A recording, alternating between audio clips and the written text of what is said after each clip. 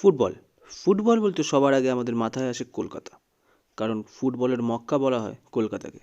আর কলকাতা মানেই তিন প্রধান: মোহনবাগান, ইস্টবেঙ্গল আর মোহামেডান। কিন্তু সাম্প্রতিককালের হিসাব দেখলে আদৌ কি এখনও কলকাতা ফুটবলে তিন প্রধান আছে, নাকি পিছনের গল্প অন্য কিছু? আসুন আজ এই নিয়ে কথা বলা যাক। এই ভিডিওতে আমরা খুব বেশি পুরনো দিনে যাব না। শুরু করা যাক মোহনবাগানকে দিয়ে।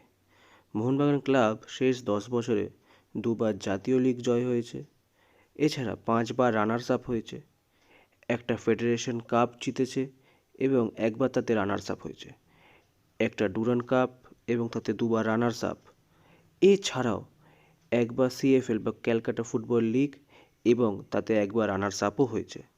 এগুলো বাদ দিলেও রাজ্যের বাইরে তারা দুবার শিল্ড রানার আপ হয়েছে এবং একবার সিকিম গোল্ড কাপও তারা জিতেছে। মোহনবাগানের মতো শতাব্দী প্রাচীন ক্লাবের জন্য এই চিত্র ভালো না খারাপ সেটা আমি বলবো না, সেটা আপনাদের ওপরই আমি ছেড়ে দিলাম। এবার আসি মোহামেডানকে নিয়ে। মুসলিম প্রধান সমর্থকরা এই ক্লাবের প্রধান চালিকা শক্তি। এই ক্লাবের সোনালী অতীত বলা চলে 1955 থেকে 1980 সাল পর্যন্ত। তারপর এই ব্যাপারে কিছু না বলাই ভালো। শেষ 10 বছরে এই ক্লাবের প্রাপ্তির ভাড়ার শূন্য বললেও হয়তো কম বলা চলে। শেষ 10 বছরে 2016 সালে রানার্স আপ এবং সিকিম গোল্ড কাপ উইনার ছাড়া আর কিছুই এই ক্লাবে বলার মতো কোনো সাফল্য নেই। 2024-এ আই লিগ জয় ও তার সুবাদে এই ক্লাবের আইএসএলে পদার্পণ হয়, যেখানে তারা এই মুহূর্তে 13তম স্থানে আছে, অর্থাৎ লিগের লাস্ট। এবার আসা যাক ইস্টবেঙ্গলকে নিয়ে।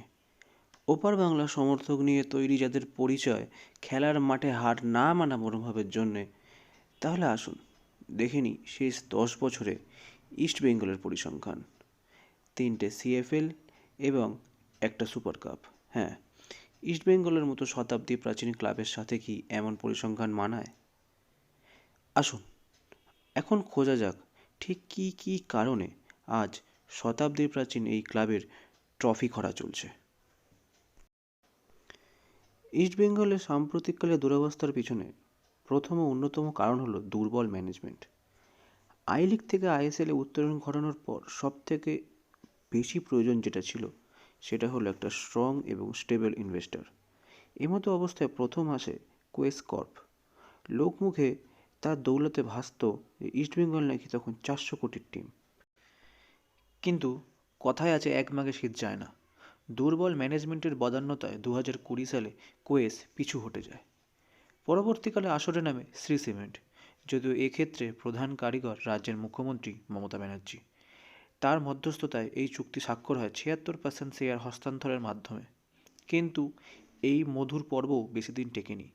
ক্ষমতা নিজেদের হাত থেকে চলে যাওয়ার ভয় বেঁকে বসে ম্যানেজমেন্ট। ফল আবার স্পন্সরলেস ইস্টবেঙ্গল। ইস্টবেঙ্গলের বর্তমান স্পন্সর ইমামি গ্রুপ, এও কিন্তু মাননীয়র বদান্যতায়। দীর্ঘ বহু বছর ধরে স্পন্সর জোগাড়ে অক্ষম ম্যানেজমেন্টকে দুর্বল ম্যানেজমেন্ট ছাড়া আর কি বলা যায়? একটা দল গড়তে যেটা সবথেকে বেশি প্রয়োজন সেটা হলো ভালো মানের বিদেশি প্লেয়ার, আর ইস্টবেঙ্গলে ঠিক এই জিনিসটারই অভাব। আসুন দেখে নিই ইস্টবেঙ্গলে খেলা সাম্প্রতিককালের কিছু বিদেশি। এদের মধ্যে ক্লেটন সিলভা বাদে কেউ কি আদৌ কোনো পাতে দেবার মতো বিদেশি? হয়তো এরা নিজেদের লিগেও প্রথম একাদশে থাকে না। এছাড়াও ইস্টবেঙ্গল ক্লাবে প্রথম একাদশে যে সমস্ত ভারতীয়রা খেলে, 2-4 জন বাদ দিয়ে তারাও কিন্তু খুব একটা উন্নত মানের নয়। ফলত ভুল প্রথম একাদশ এবং অনভিজ্ঞ প্লেয়ার চয়নই ইস্টবেঙ্গলের ডুবে যাওয়ার কারণ। এবার আসা যাক ফ্যান বেসের কথায়। East Bengal fan base Indian football সার্কিটে অন্যতম অসভ্য ফ্যান বেস বললেও খুব একটা ভুল বলা হয় না। যে কোনো টিমের সাথে মারামারি, নিজেদের প্লেয়ারকে অসম্মান এবং টিম বাস ভাঙচুরে ইস্টবেঙ্গল সাপোর্টারদের কোনো জুড়ি নেই। সে ছোটদের ডার্বি হোক কিংবা বড়দের ম্যাচ। সবশেষে আমার এটুকুই বলার যে ইস্টবেঙ্গল তাদের পুরনো সুদিন ফেরত পাক, তাদের ম্যানেজমেন্ট আরও বেটার কাজ করুক এবং তারা আইএসএল এবং অন্যান্য ফুটবল লিগে আরও বেটার সাফল্য পাক।